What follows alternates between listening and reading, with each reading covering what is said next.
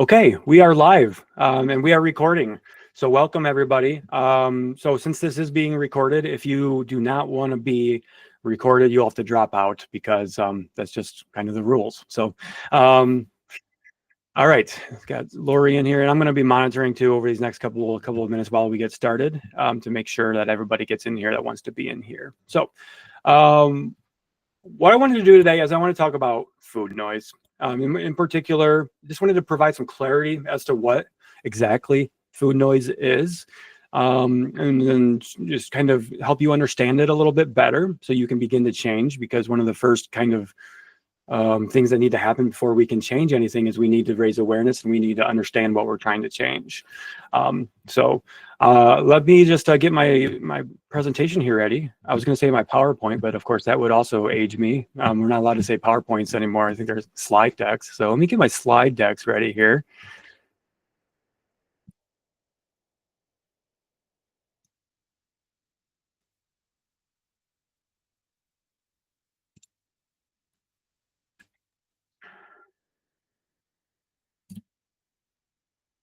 Can you all see this okay? Sweet. Okay, so the talk today here is escaping diet prison, quieting the food noise, and unlocking fat loss forever. The reason why I talked about fat loss in the title is because so many of us do want to lose fat, but even if you don't want to lose fat, this talk can still apply to you if you're struggling with food noise, with that, your relationship with food, whether that's emotional eating, stress eating, maybe you're having, just intrusive thoughts about exercise, your body image, and things like that. It's kind of all encompassing. And the reason why I mentioned fat loss in the title is because with as many of us that do want to lose fat, it's usually the food noise and our relationship with food that it kind of gets in the way of, long-term successful fat loss. So we're going to dive into some of those things that kind of could prevent that as it pertains to food noise here today.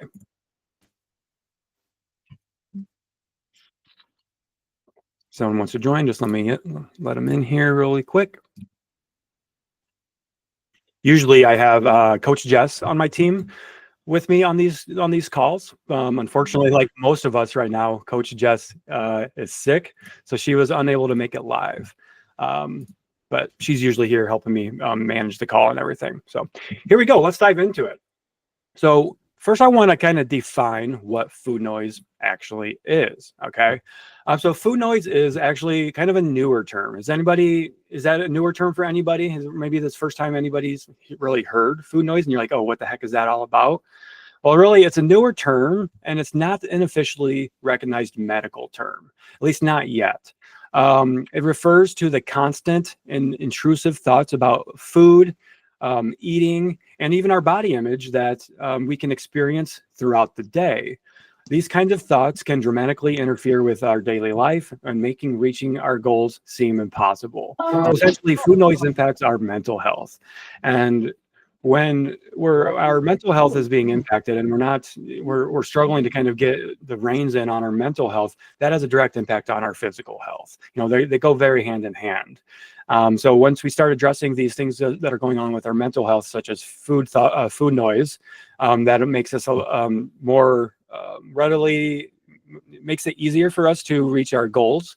Whether it's fat loss, right? If we're constantly thinking about food, thinking about our next meal, or second guessing ourselves when it comes to what we just ate, or feeling guilty about the food that we just ate, that can have a negative impact on our mental health, which then of course impacts the way that we show up for ourselves with our exercise, with the food that we eat, and the way that we talk and treat ourselves as well.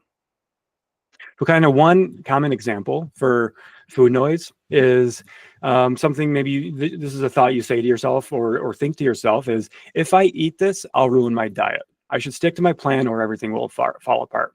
You guys ever had that thought, like, I need to be eating this food right now because it's what my diet plan calls for. If I don't eat it, I'm pretty much fucked and there's nothing I can do, right?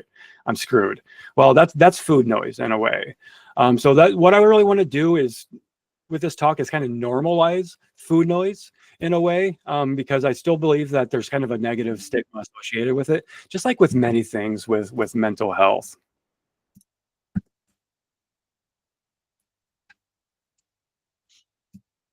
So let's talk about understanding food noise a little bit. Um, the amount of food noise that a person experiences can really depend on a variety of different topics, including but not limited to genetics. Food noise are definitely genetic.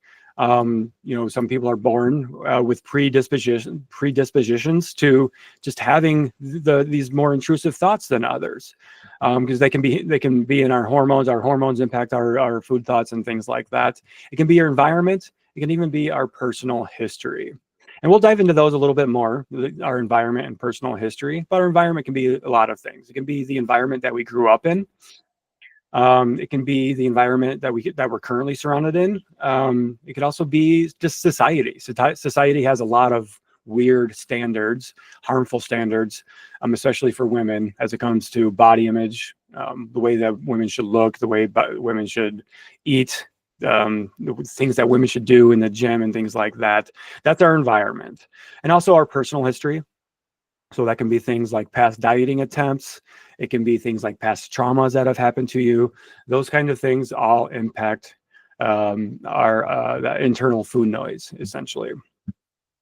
And I think one of the most common myths that I see out there about food noise is that it's only people that are obese struggle with it.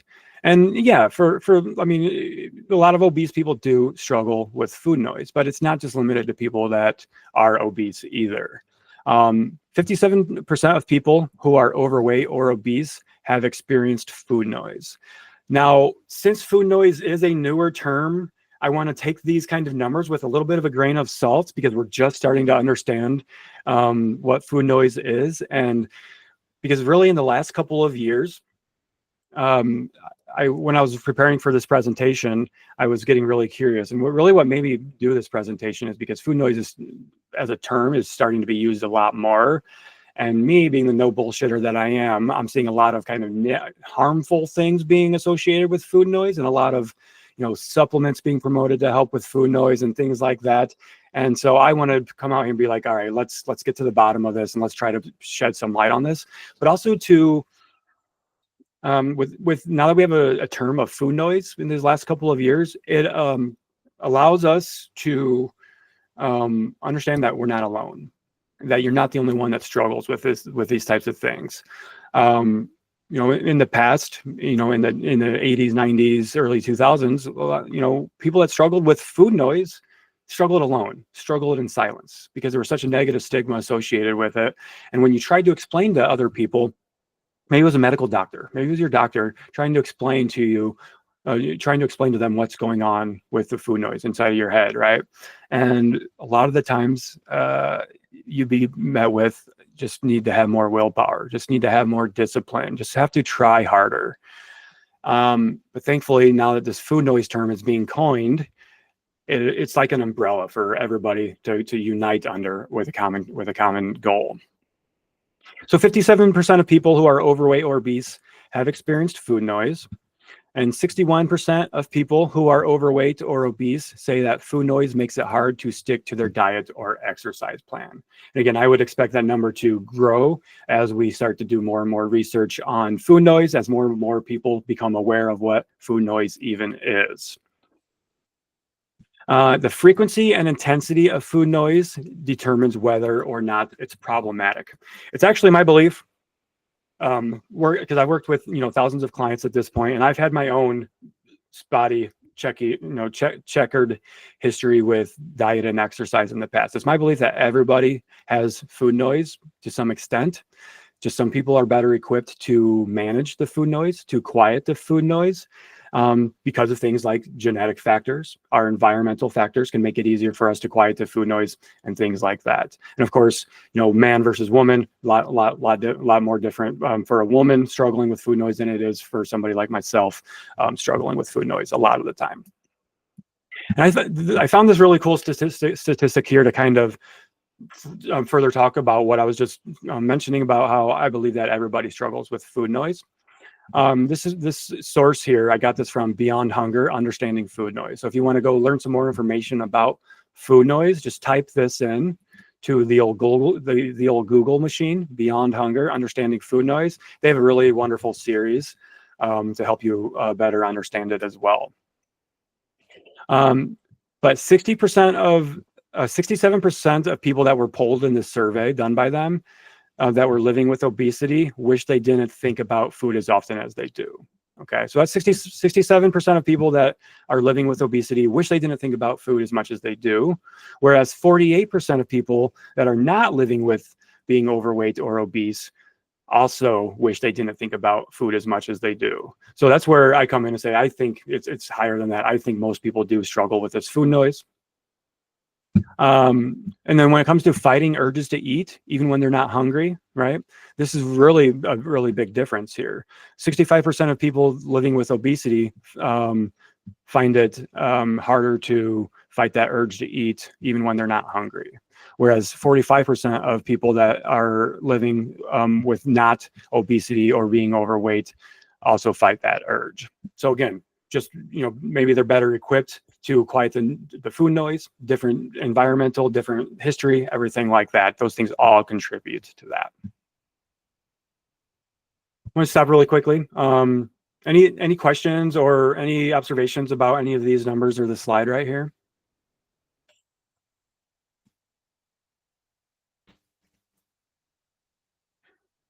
Cool. I'm just going to check the chat here.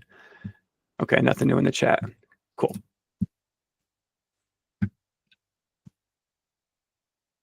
So some factors that influence food noise. We're really going to start getting into the kind of the nitty gritty now. So raise your hand if any of these things familiar, if these sound familiar. It's not lunchtime yet, but I'm hungry. Should I wait? I can't eat right now. It's not the right time to eat. Such a big one, right? Can't eat right now. It's not time to eat. Says fucking who, right? That's that internal food voice, maybe that we've learned from society. You can't be eating pizza for breakfast at 9 o'clock in the morning. Says who? No. Okay. That's food noise. Okay.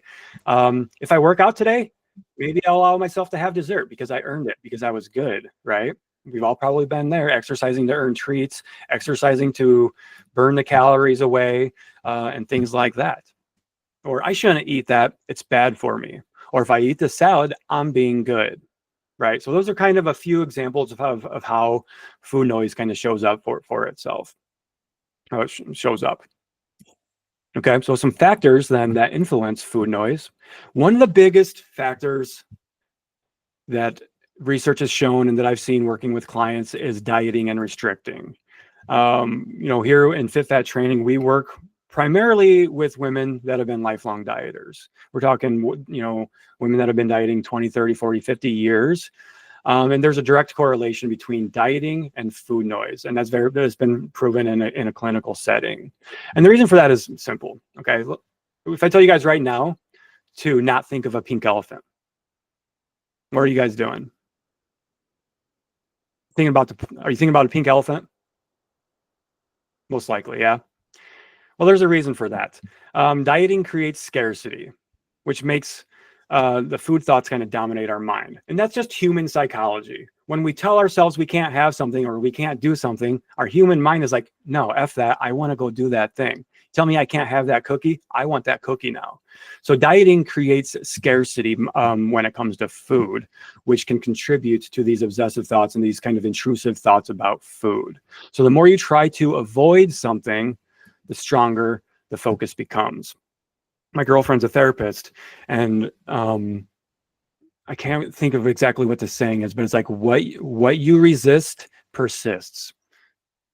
So if we're resisting the donut, that thought of that donut is going to persist in our head. And maybe it's quiet at first. That the thought of having that donut is very quiet.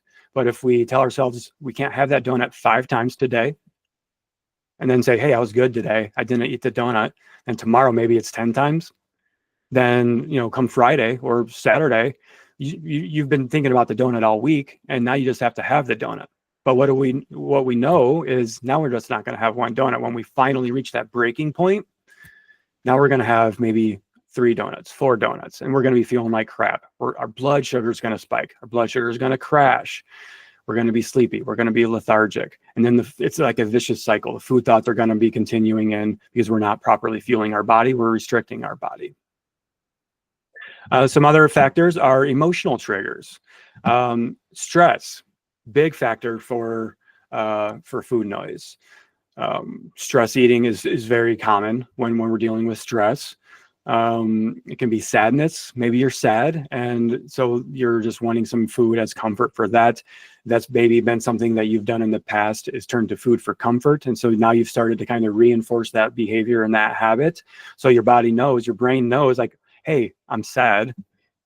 Donuts usually make me feel better after I eat them. And maybe they do momentarily, right? But not long term. And boredom too can also amplify food noise.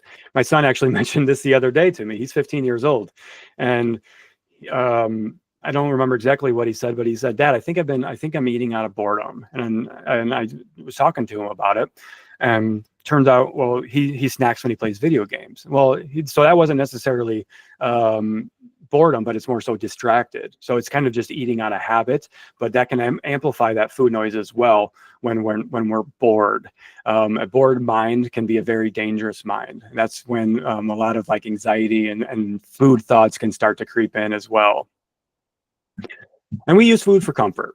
That's the reality of it. I'm not here to tell you to not use food for comfort. That's not the way that we do things here. There's a time and a place, though, to use food for comfort. If food is the only way that we're able to provide that comfort and relief, then that's kind of when it becomes problematic. So I like to kind of describe food and like emotional eating and stress eating as like, I should have created a totem pole here, but visualize like a totem pole. And at the top of the totem pole, if you're struggling with food noise, right now it's maybe food is, helping you with stress and emotions and everything like that. What we want is food to be knocked down on that totem pole. So we want to be able to develop kind of different skills and have different tools to allow us to cope with things like boredom, with sadness, with our stress that isn't just related to food, because then of course that breeds those thoughts. It can be our cultural pressures too. I kind of hinted at this already. Social media and societal ideals often emphasize our appearance, which pushes us to think about food in terms of weight control, right? That's the first thing we always do when we go on a weight loss journey, a fat loss journey, is we start to control exactly how much we're eating, what we're eating, and when we're eating. And this makes it a lot harder to have a peaceful relationship with eating if we're constantly thinking about what impact this food is having on our body, what impact this food is having on our weight, on our thighs, on our waistline. What's the saying from like Weight Watchers? A moment on the lips for a lifetime on the hips, or some stupid crap like that. All those kind of toxic diet culture sayings that we still hear today. We still hear them today, but those are the types of things that contribute to food noise.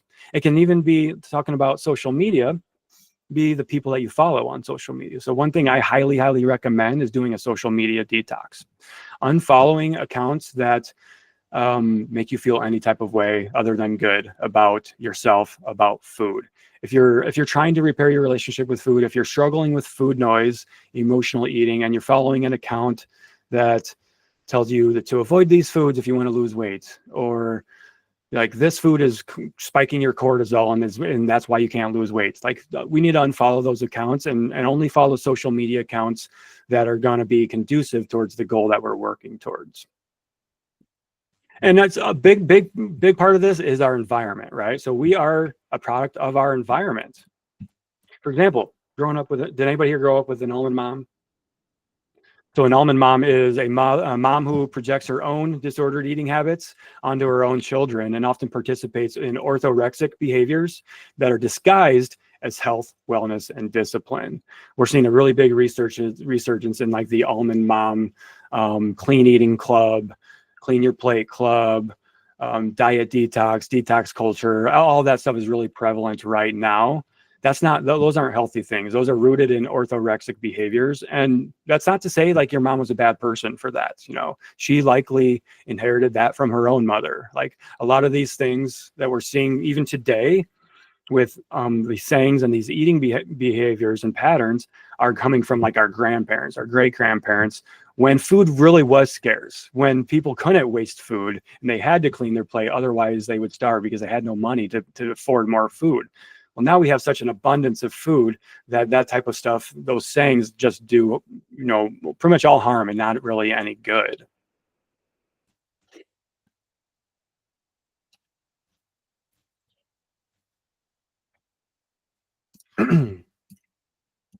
Okay, so I want to ask you a few questions here, give you some examples of food noise, and if you're taking notes, just kind of jot these down if you're struggling with any of these. There's no right or wrong answers here. So do you struggle with food noise? Some ways that food noise can show itself for you are constant thoughts about food, okay?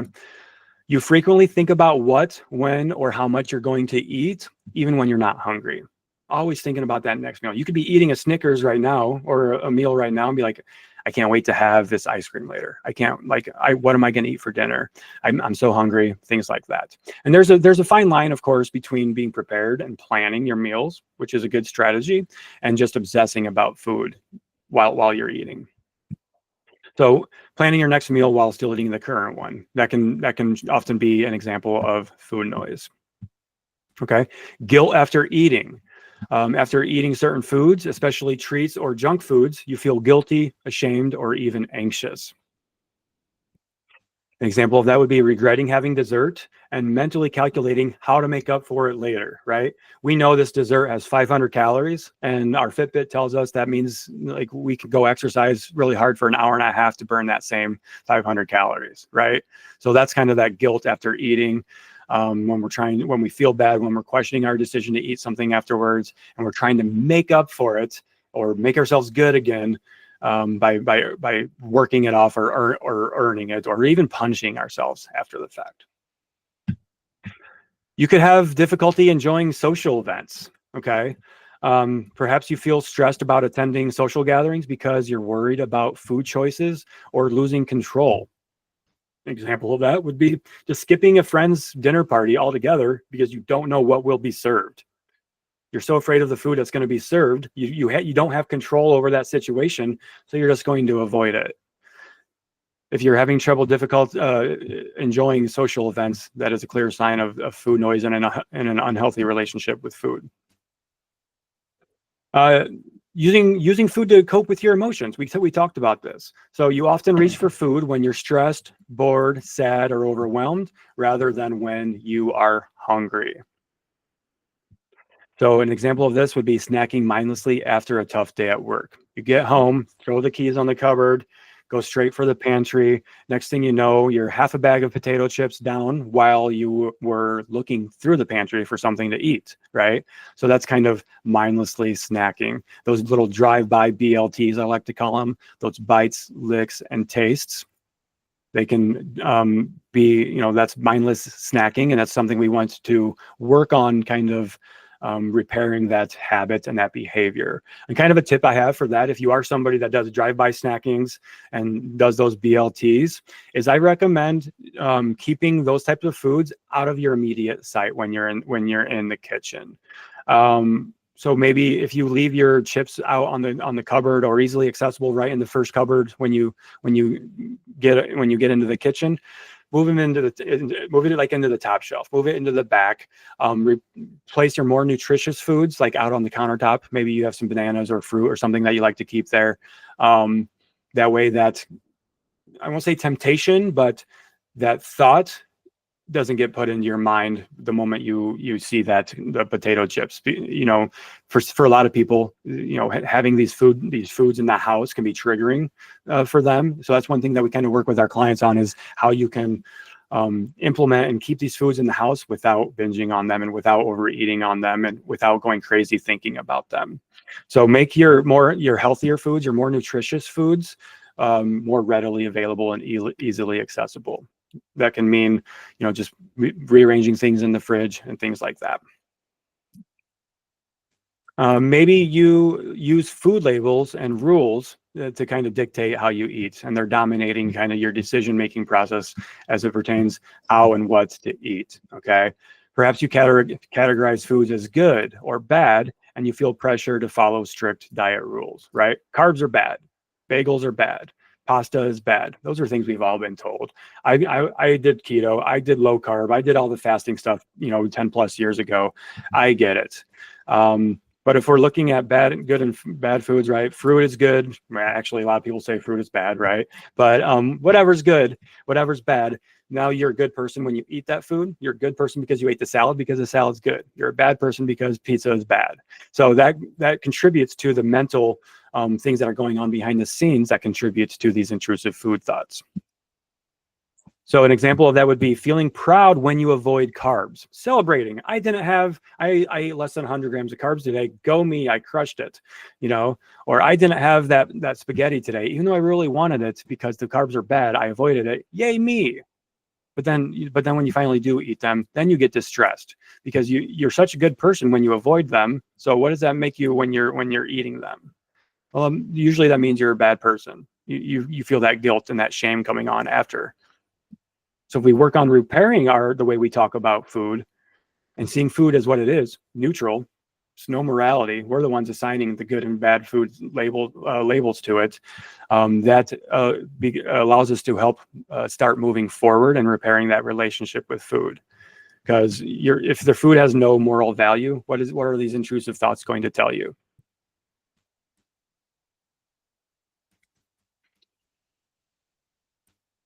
Okay, so how food noise impacts your fitness and health. Again, going to just use weight loss as an example here. Food noise can make it hard to lose weight because it can lead to mindless, compulsive eating and unhealthy habits with food, exercise, and a strained relationship with our body. This one is so important to understand, that how our relationship with food impacts our body. If we have an unhealthy relationship with food, I'm willing to bet that you probably have an unhealthy relationship with the way you view and feel in your body as well. And it usually stems from, starting with the food early on. I know some people in here, like our clients, and I know that maybe they went on their first diet when they were 10 or 12 years old, going to Weight Watchers with their almond mom or something like that. And that started with, maybe they're just 10 years old. Oh, wow, you're a little chubby. You should come to this meeting. Well, now all of your thoughts and impact behaviors are going to be about how you can be more acceptable to maybe your mother or whoever was saying that, to society, whatever it is. So that's going to then unconsciously start driving your behaviors and your actions with food.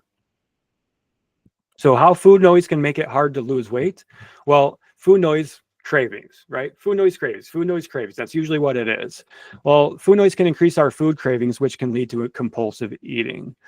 There's one of the big things that we help our clients understand is the difference between cravings, triggers, and hunger. Okay, because a lot of the times we get cravings and triggers kind of mixed up, and it's really hard to understand when we're actually hungry. If we're constantly craving food, how the hell do I know I'm actually hungry?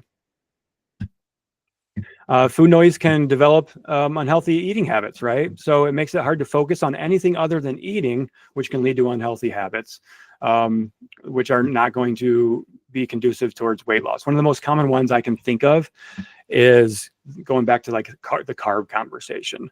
Carbs are bad. And why are carbs bad? Well, because they make me gain weight. Well, why do they make me gain weight? Well, because I ate some carbs and then I stepped on the scale the next day and I went up 5 pounds. Okay, so that's an unhealthy eating habit right there. Because now it's harder to focus on anything other than that food that just caused me to gain 5 pounds. And now, because I think that food made me gain 5 pounds, I'm going to avoid that food just so I don't see the scale jump up. Okay.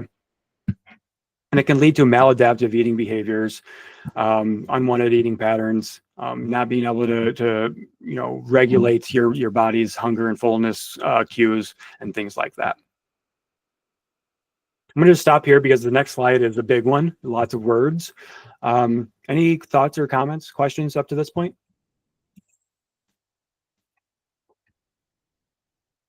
I'm just going to check the comments here. Okay, cool. By the way, I am, if you do have questions, I'm going to be doing a Q&A at the end. So I'm hoping to save at least 10 or 15 minutes for us to talk at the end for doing some questions as well. I think I have about 14 or 15 slides total, so we'll be getting into it.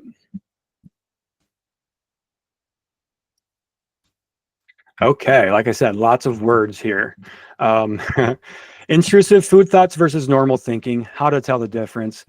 Some of these slides I've borrowed from a presentation we did for our one-on-one clients recently. So Coach Jess helped me with a lot of these slides. Coach Jess is our behavioral nutritionist and mindset coach on our team. And she's also a cognitive behavioral therapist. And CBT is a skill, is something that's really been proven to help with food noise as well. So I really want us to start honing in on these things here. So intrusive food thoughts versus normal thinking, how to tell the difference. Is this thought I'm having normal or is it intrusive? Well, first and foremost, it starts with the frequency and intensity of the thought. An intrusive thought example would be food is on your mind constantly, even when you're not hungry or planning your meals.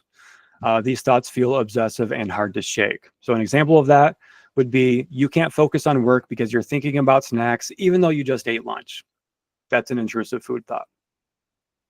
Normal thinking, quote unquote, normal thinking in this situation is you think about food when it's time to eat or when your body signals hunger. I do like to have somewhat regular meal times for myself and for our clients to combat things like food noise and having an unhealthy relationship with food. But the biggest one is getting to know your body's hunger cues and signals that you're hungry and you're full, and being able to recognize the difference between a craving and actually being hungry. It's an emotional response. Okay. So intrusive thought for this is food thoughts often bring feelings of anxiety, guilt, or frustration. We feel stressed about certain eating choices. So an example, feeling guilty about craving something sweet, even though craving ice cream is a pretty normal feeling. Okay. Ice cream is good. It tastes amazing. It's designed to taste amazing. So why are we bad because we want ice cream? No, we're not bad because we want ice cream. Okay. Normal thinking, food thoughts come and go without strong emotional reactions. You look forward to meals and enjoy eating. It took me a while to get to this point, to have these food thoughts that just come and go. And that's one of the biggest things I want you all to understand when it comes to food noise is we're not going to completely eliminate the food noise. Just like with things like comfort eating and eating for emotions and things like that, it's never going to go away, but we want to kind of quiet it. We want to lessen the impact that it has when we make our decisions, essentially, with it. So example about a normal way of thinking about an emotional response with food is thinking about lunch and feeling excited to try a new recipe. But not about what that recipe is going to do for our waist, our hips, our weight, or things like that.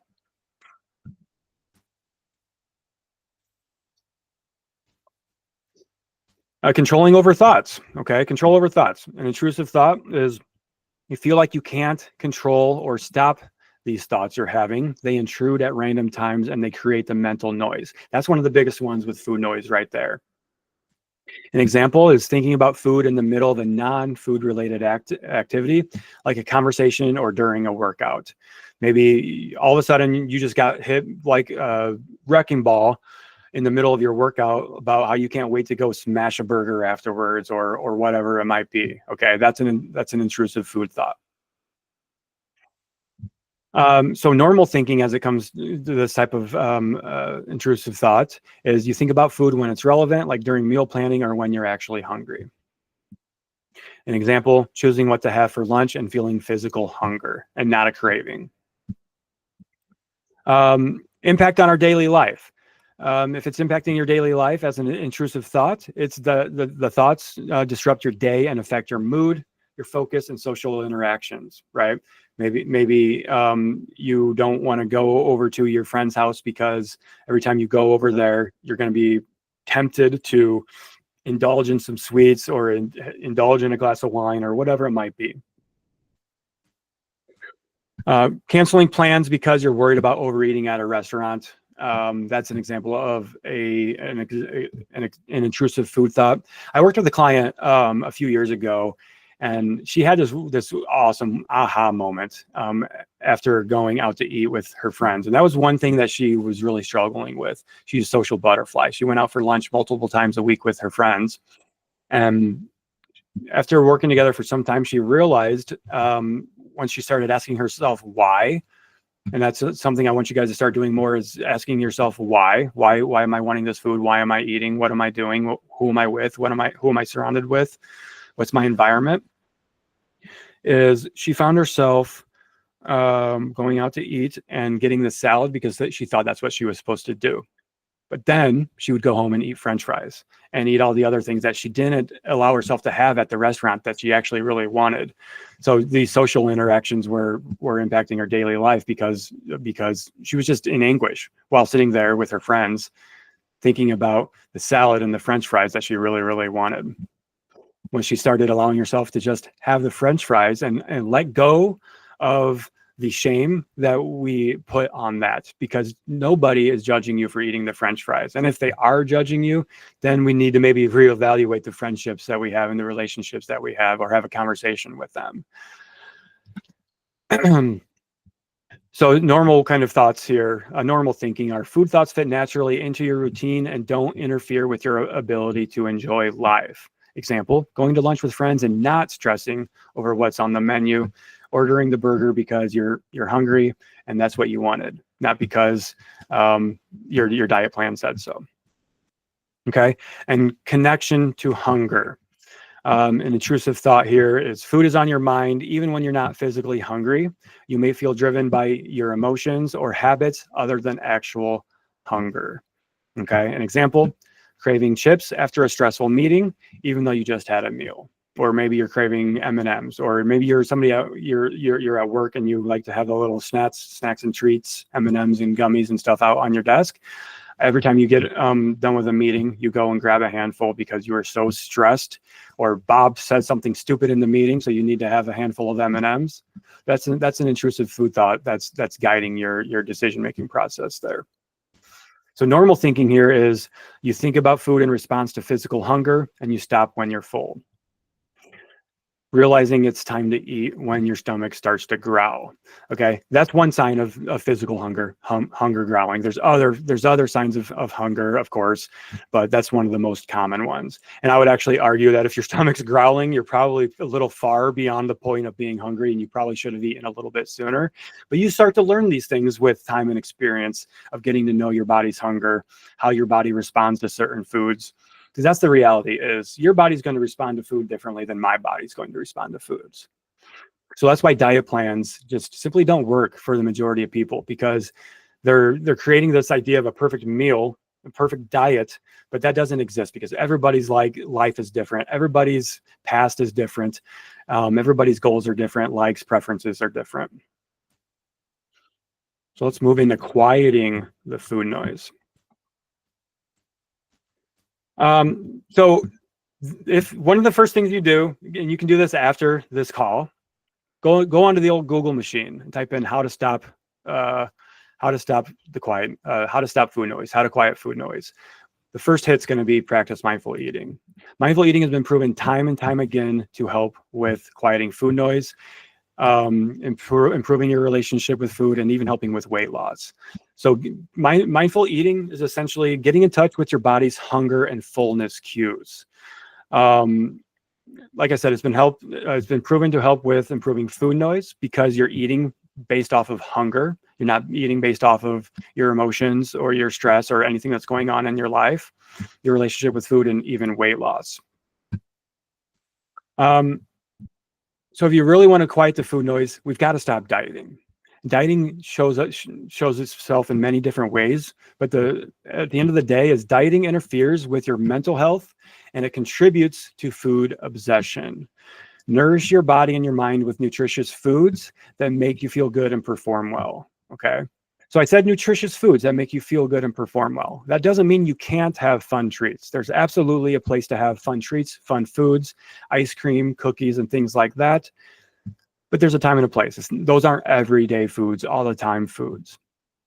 One thing I like to say is nourish your body, not neglect it. So in my opinion, and this is what research shows, is dieting is neglecting your body.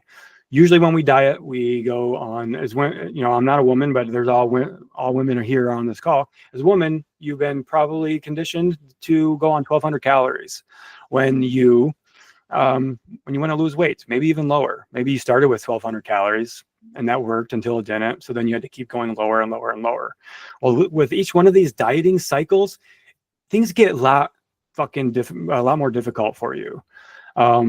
For lots of reasons. You're not getting in the nutrients that you need. When your body's not getting the nutrients that you need, your hormones, and I say these things lightly because so many people talk about hormones and cortisol, but this is the reality is what you eat impacts how your body feels and performs, and your hormones in your body. Your hormones are always fluctuating, okay? So regulating your hormones, and that's not a thing. Your hormones are always going to be changing and things like that. So if somebody's sitting here telling you like, eat this, it'll regulate your hormones, or buy this supplement, it'll regulate your hormones, that's a huge red flag, okay? But stop dieting, because with each dieting cycle, especially if you've been dieting 20, whatever, how many years, you're essentially being malnourished when you're dieting, because you're not able to get enough protein. I mean, just think of it. When you're eating 1,200 calories, that's not a lot of food. How are you supposed to eat, 100 grams of protein, 120 grams of protein when you're only eating 1,200 calories a day, right? So then the other aspect of that is fiber. So when we're talking about nourishing our body, protein and fiber are two of the best things that have been proven to help with so many things with our health and fitness, but especially with food noise. That's because your body's satiated. When your body's satiated, it's satisfied. It doesn't crave more. It's not sending these thoughts that I need food, even when I'm eating food. Okay. One second here. So that creates that malnourishment in a way. It makes it a lot harder to reach your goals. And when you're not eating enough protein, for example, in terms of your health, if you're going low calorie, not eating enough protein, and doing a typical dieting attempt, with each one of those cycles, you're also going to be losing more muscle mass. So this is where we start to see things like our metabolism is being damaged, right? We've ruined our metabolism. You haven't ruined your metabolism, but dieting attempts do make your metabolism go down because you have less muscle mass to maintain. So your metabolism does go down as a result of that. Seeking emotional balance. Okay. Managing your stress and learning how to identify and process your triggers without food. This is a big one for food noise, is developing coping skills. Whether it's a stop skill. So that's one thing we teach in our mindful eating program in week 1 is the stop skill. You simply stop, think about what you're doing, what you want, what you need, and what's best for you, and then you proceed mindfully. Very kind of common concept there. It's a DBT skill. So if you want to learn more about that, type in stop skill DBT, and that'll give you some more information about that. And of course, we do teach that skill in our program.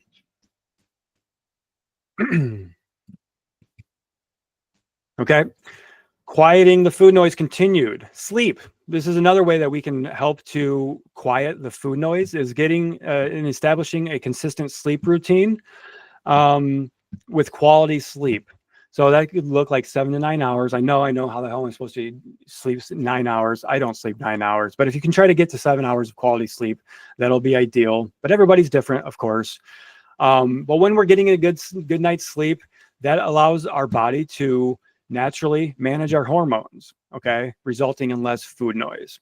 So what happens when we don't get a good night's sleep consistently?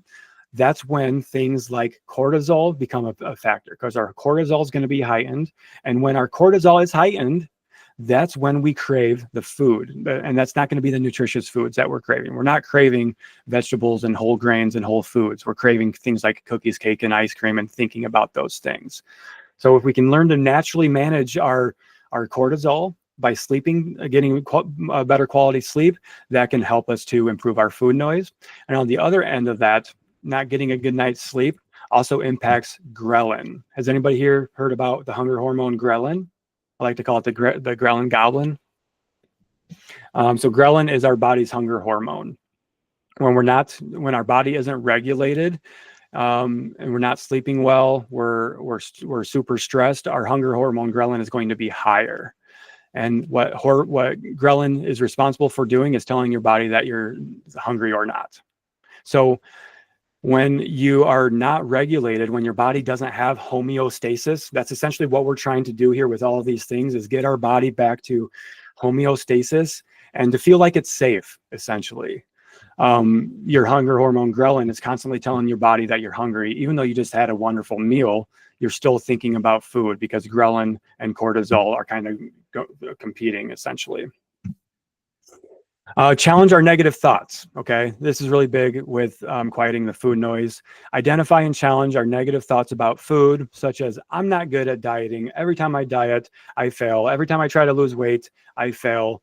Or even I deserve to indulge. Well, yeah, everybody deserves to eat food. Everybody deserves to eat their favorite foods, but you don't deserve to indulge just because you were good or something like that. So challenge your negative thoughts.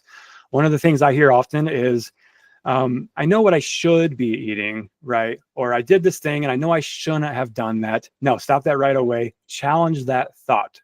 Says who? Stop shooting yourself, okay? When these thoughts come up, says who? Challenge the thoughts, challenge the internal food voice. And one thing I like to do, and this is what we do with some of our clients too, is give your food voice a name. So some of you may have seen, I just posted a video yesterday or the day before about my own internal food voice. I call him Carl. But giving your food voice a name doesn't mean you're crazy, okay? It gives you the power. It gives you control over the thought that you're having, because then you can just tell Carl to fuck off. Then you can tell Carl, like, Carl, you don't make good decisions for me. You told me that my salad that I really actually wanted, that I thoughtfully planned out, I made a beautiful salad, but for some reason you told me that eating Taco Bell was going to make me feel better. Carl's dismissed, okay? So give your internal food voice, your critic, give it a name that gives you the power, that lets you take back control. That's really what we're trying to do here with food noise and our relationship with food, is we're trying to take back control. No matter what anybody tells you, you do have control over your behaviors and your habits around food. And I will fight anybody to the death that tells me otherwise. We've been doing this for a long time. And when you tell yourself you don't have control, of course, you're not going to have control, you know? Another way to quiet the food noise is to seek professional support. And that doesn't just mean from myself, even though we're well equipped to help you. Consider working with a registered dietitian that aligns with your core belief system, okay? There are registered dietitians out there that do promote a lot of problematic ways of thinking and eating with food, unfortunately, still. So maybe find an intuitive eating registered dietitian, a mindful eating dietitian, or just, vet your sources, essentially. And if you need some sources, let me know. I'm happy to point you. Of course, we have a registered dietitian on our team as well, or even a therapist if food noise is significantly impacting your life. Like I said, cognitive behavioral therapy has been proven to help with food noise. Talk therapy, equipping yourself with the skills to manage all these things, all these thoughts and things that are going on inside your head. And it's okay to ask for help. It's always okay to ask for help. We're not superheroes, okay? Health has no ego. It's okay to reach out and ask for help and say, hey, I'm struggling. I'm not okay. Can you help me? What can you do for me? Okay. So that's kind of where that part of the presentation ends. I'm going to go over quickly how we can help you if you are interested in receiving some help with food noise and reaching your goals. And then we're going to do a little Q&A, and I'll stay until all questions are answered. Just raise your hand, or mentally if you want to, if you've ever tried to lose weight, right? Okay, well, I see nobody dropped off the call. Okay, so Bobby raised your hand. Excellent. Bobby, Sandra, lots of people raising hands here. Yep. Here comes the hands. Everybody's raising hands. Jamie, Kelly, Karen, Jax, Tiffany, Sandra, Bobby, Keisha, Nicole. We've all tried to lose weight. Absolutely. Well, what's the first thing we did when we tried to lose weight?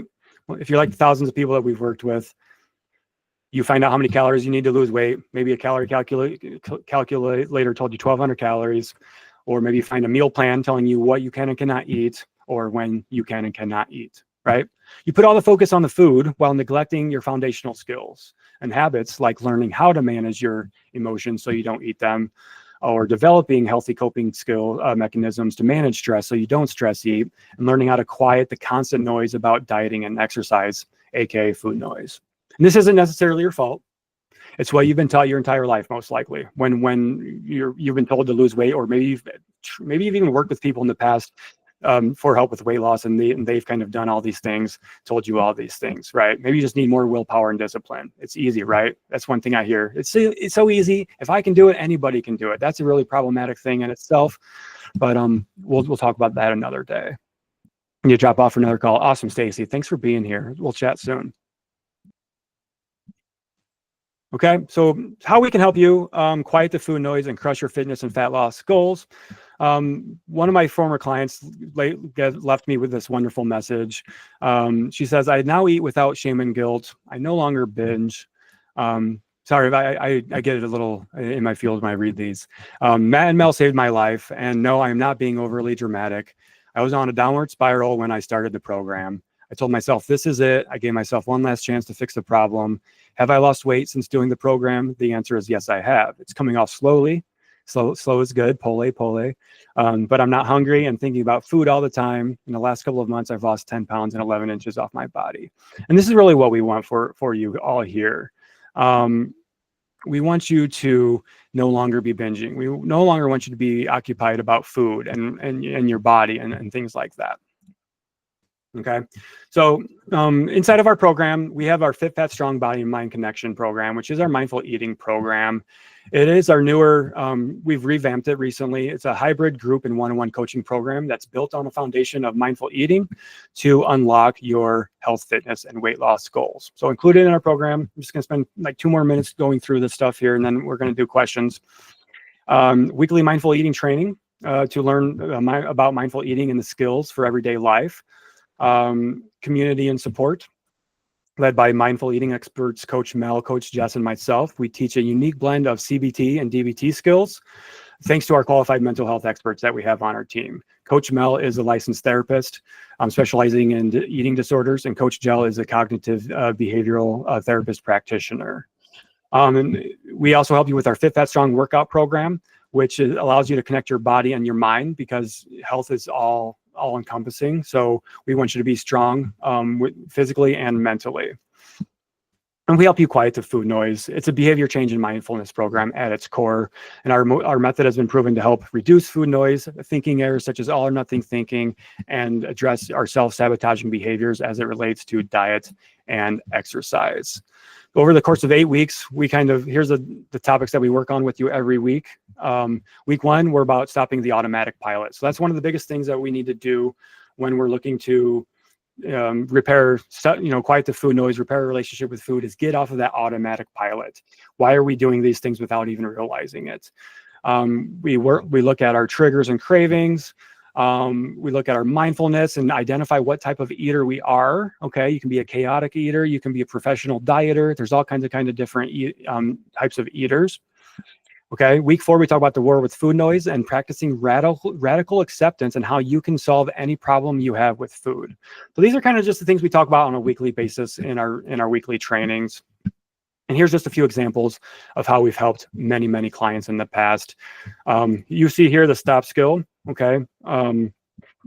Stop, do not immediately react. Stop, freeze, do not move a muscle. This is my favorite all-time skill. That's why I wanted to highlight it here. And most of our clients say either this skill or the halt skill is their favorite. This client in particular said, this morning while having trucks serviced, there was chocolate candy in the lobby. I grabbed it out of boredom waiting. Stop, she puts it down. This evening I was eating kettle chip while cooking. Stop, I'm fucking eating a nutritious meal in literally 5 minutes. I put it down. This works so well, and I'm pretty excited about it. I will admit I still counted calories. And we're not here to tell you to count calories or not. We just want to show you that there's more to food than just counting calories. Okay, so let's open it up. What questions do y'all have for me? I think I just saw Rhonda, I think, raised her hand. I'm going to lower all hands just in case they're still raised from when we were raising our hands about losing weight. So Q&A doesn't need to be about our program. Okay, I just wanted you guys to all know that that's an option for you all to work with us. What questions do you have, Keisha? Yeah, I was curious about the slide saying quieting the food noise, and one of the bullet points was, stop dieting. And in my mind, stop dieting is calorie restriction. So, I mean, I think all of us, or most of us, have the goal of losing weight, which requires calorie restriction. Correct. So do you have to like deal with the food noise first before you go on a diet then, or some sort Yeah, of? that's a great question, Keisha. And that's exactly what I mean by that is temporarily put dieting and fat loss on the back burner. So that we can address these things and build up the skills that you need to be able to do it long term. And a lot of times people get weird when I say that, like, you want me to stop trying to lose weight? Well, we've been trying to lose weight for X amount of years anyway. So if we take a little bit of more time now to do it, the right way, or I would say that, a better way, a smarter way, that's going to be more conducive in the long term. Yeah, that's not to mean you can never try to lose weight again, because obviously you must be in a calorie deficit to lose fat. That is not up for debate. So from there, whether or not you choose to do it with calorie counting is entirely up to you. We teach both ways. You don't have to track calories. I know a lot of people that struggle with food noise. Calorie counting can be very triggering, especially because of a lot of the past dieting attempts. And usually it's the diet that we were following that was actually making our relationship with calorie tracking really harmful. So once we start repairing these things, maybe you can go back to calorie tracking in the future and have a healthier relationship with it. That's a great question, Keisha. Yeah, thanks. Let's see, Karen White.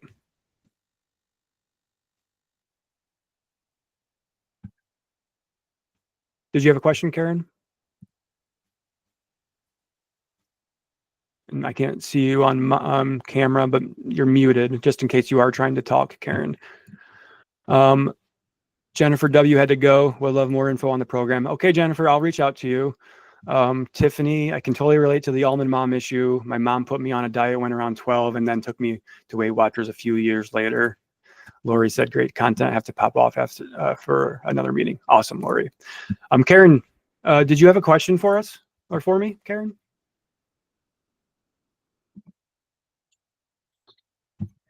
We can get to it later. Was there any other questions for me?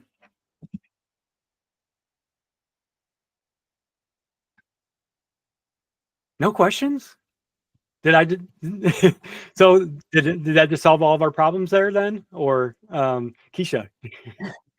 Sorry, I have one more question. It's kind of adjacent. It's not really related to this specifically, but for your podcast, I heard that you guys are going to do a hike in San Diego in June, and I'm trying to reduce the amount of social media I'm on for mental health reasons. And so how do we contact you guys to find out more about that?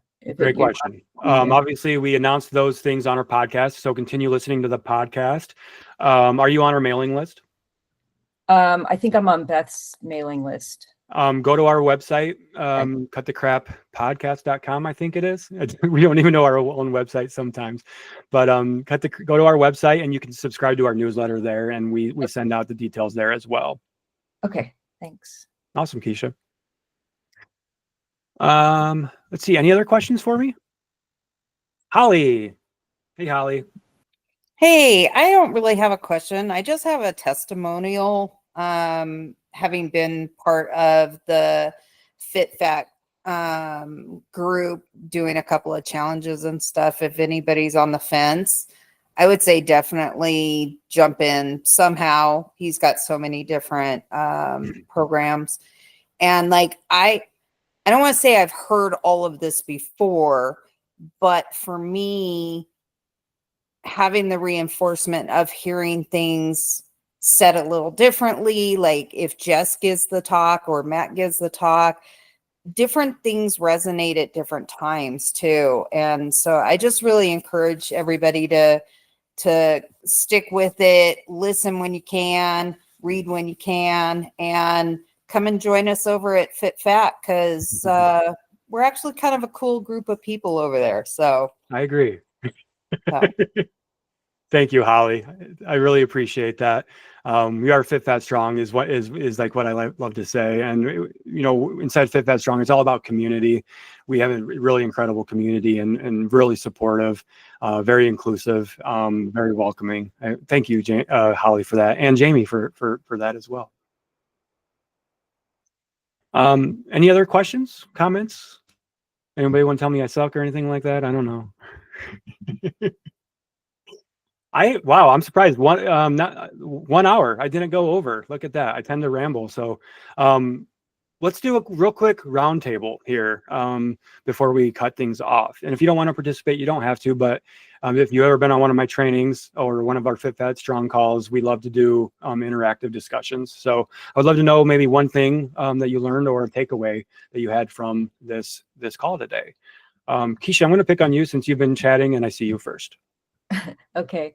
I think what's resonating with me with this presentation is I'm a scientist and I read, I have a whole library of books on like evidence-based dieting, quote, dieting and fitness and stuff. Mm-hmm. So it's whenever I join some group or do one of these types of things, I know the information. I know how many grams of protein, all that stuff. I know everything I need to know. Yeah. So it's not really helpful. I'm like, well, that's not really my problem. It's definitely emotional. That's it, and it's that's the part it's missing for me. It never seems to be addressed in these programs. So I like that you do that. I think Thank you. I appreciate that, Keisha. Yeah, we know what to do, right? Yeah. Most of us know what to do. We've been doing this a long time. Maybe you're trained and that's your expertise. But knowing how or why we're doing what we're doing is really the motivating factor there. Yeah, that's great. Thank you, Keisha. And I look forward to connecting with you further, like hopefully see you in June in San Diego and whatever else we're offering. So yes, definitely. Amazing. Thank you for that, Keisha. Let's see, Jamie. I know you chimed in on chat. Do you mind if I pick on you there, Jamie? Sure. Cool. Awesome, Jamie. What was one of your takeaways from this call? The stop. The stop skill? Yes. Yeah. It's and trying to, and I'm from other calls too, the building up that toolbox of things to go to not use food to treat those emotions, I guess, for lack of better word. So, but yeah, the stop. I'm gonna start implementing that. Awesome. Happy to hear that, Jamie. And crushing it too, by the way, Jamie. Keep crushing it. Thank you. You're welcome. Sean, you raised your hand. Oh, you're muted, Sean. It's good to see you too, Sean. Still muted. Okay. There you anyway, go.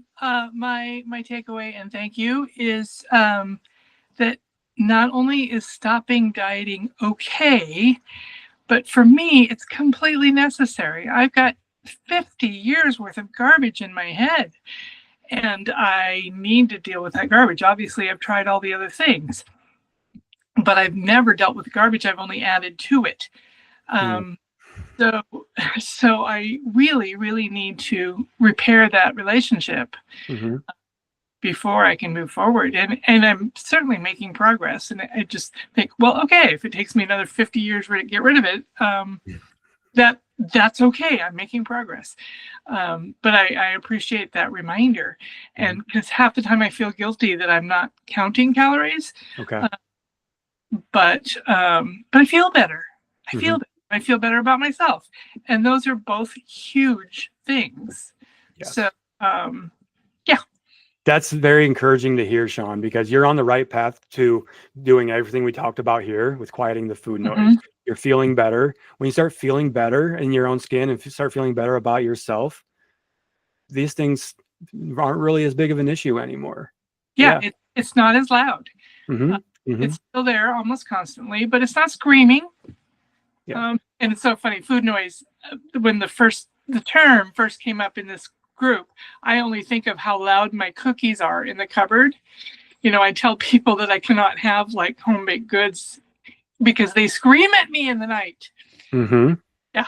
So yeah, that's a very clear description of my food noise. That is a wonderful description. Yeah, perfect example of that. Thank you for sharing that, Sean. And how have things been going for you? Because I know you just moved on from phase 1 into phase 2 with us. So I don't know that I've moved on, but I was sick for a good 3 weeks, so I feel like I had a heck of a Okay. setback. And Well, I'll message you. You and I let's touch base. Yeah. Because I feel you. Everybody's been sick right now. It's crazy out there right now. So I'm just, keep on pedaling, keep on swimming. That's the old thing. Keep on swimming. Just keep Yeah. swimming. Something is better than nothing. Yeah. Yeah. Hell yeah, Sean. Thank you. Oh. Okay. Kelly. Hey, Kelly. Mind if I pick on you for takeaway here? I don't know if you're working or not. Yep, you can pick on me. Hey, Kel. Hey. Can't. What's the one You're really thing- quiet. I don't know if you're using earbuds, but I don't think we can hear you.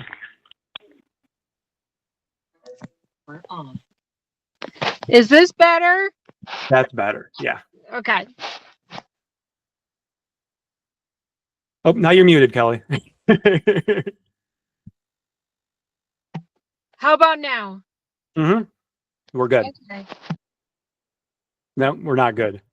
No? We're having technical difficulties. How about Now now? we're good. Yes. Now we're good. Huh. Did you have a question? No, okay. Oh yeah, I was just we were just doing a quick roundtable for I know, for I'm busting takeaway. on you. I'm busting on you. Ah. The one thing I took from this one is naming my voice. That Mhm. noise, name it. Yeah. Like you named yours Carl or whatever. Yeah. So yeah, I'm gonna have to work on that one. Mm-hmm. I think I love that too, Kel, and I want to add on to the naming the voice thing because I didn't touch on that too much. I meant to do a slide on that. When you're talking to that voice and conquering that voice, make sure that you're not the way that you're talking and controlling that voice isn't how you're talking to yourself either. Okay, because there's a big difference there because we don't want to be talking to ourselves that way. Okay, so we're essentially like we're making this food voice an entirely different fucking person. Okay, so now we're not talking to ourselves poorly. We're talking to the internal food critic that we're trying to silence. Does that make sense? Yeah, Yeah. definitely. Cool. Awesome. Yeah, Thank you, Kel. That's a yeah, great. when you were going through the list of, you might have this issue if, and you were going through, and I was literally like driving down the road going, yep, yep, yep. Like I hit every one of the ones that you were, listing off. Mm-hmm. And I was like, holy crap. But okay. Thanks, Kel. I just saw Holly's comment. Don't eat like an asshole. We do need to get like shirts made like for that, don't we? Thank you. Let's see. Nicole, do you have a takeaway that you'd like to share with us? Oh, I'm Hey, mute. Nicole. Sorry, I'm on my phone trying to get it to work. It was just nice to hear this in a different context. That I feel like with all the media and everything, it's like you've got to take a drug or something, right? Like, and so I say food noise, and then it's something bigger than what I can control. And then this put it in perspective, like I'm in control, right? Like I own this. And so, and I love the name of the voice, right? So I can tell them to F off, like, Yeah, right? exactly. And once again, control. So it's like, it was just kind of signifying like, hey, I can own this, and this doesn't have to own me. So. For sure. That's a great observation and great takeaway. And I do want to address that really quickly too, because I didn't talk about like medication. Obviously, GLP-1s are newer drug and wonderful drug that are proving to be very helpful for a lot of people. Of course, that's not my realm of expertise. I'm not going to sit here and talk about weight loss drugs. We support many people with weight loss drugs though on our team because we do have a registered dietitian on our team. So if anybody here is taking them, that's totally okay. I'm not for or against them. I'm for you making the right decision for you and your health. And for a lot of people, those are wonderful drugs that can help with quieting the food noise and leveling the playing field for people. But by no means do you have to take them. So yeah, because even if you are taking the medications, the GLP is available. These are still things that we need to work on. And I think that's one of the things I see get lost in translation with people talking about food noise and meds and stuff is that I'm not seeing the behavior and my lifestyle modifications being talked about when food noise and drugs are being talked about. And that as a health coach, that breaks my heart because then I see a lot of times what ends up happening when we're not doing those things. So. Great takeaway, Nicole. Okay. I think that's everybody. Yeah, we went over on time. Appreciate you guys hanging out and sticking it out with me, and for all of your input, your shares. It was really fun. Definitely going to do this again. I love doing these types of trainings and just connecting with everybody. It's highlight of my day and my week for sure. So thank you all for being here. I will be, since you all signed up for this, I will also be sending the replay to everybody's email when it's available, as well as the decks, the slideshow, the PowerPoint, whatever we call it these days. So I'll be getting that around and sending that out to everybody as well. Happy Valentine's Day. I should probably go tell my girlfriend that now that I'm done working for a little bit. Go celebrate if that's your thing. If not, that's okay too. Happy Friday. Have a great weekend, and we'll all chat soon. We'll see you all. Bye.